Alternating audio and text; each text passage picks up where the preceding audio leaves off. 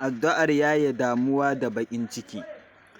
Wannan addu'a tana da matuƙar muhimmanci ga dukkan wani wanda yake cikin damuwa ko baƙin ciki haka ya karanta ta wallahi za ka samu sauƙi.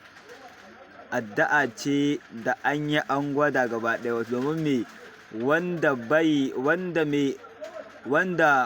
faɗi sai wahayi shi ya bada ita, wato Habibullah Muhammadun Rasulullahi sallallahu alaihi wasallama. Allahumma inni abduka, ga addu'a nan karanta, na fara karanta ta.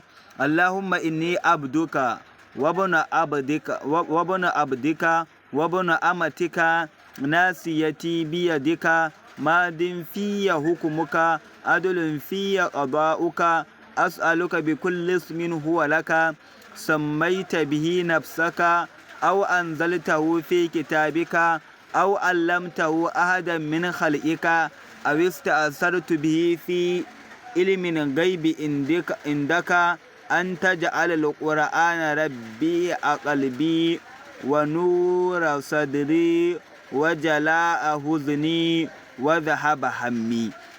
Wannan ita ce addu'ar.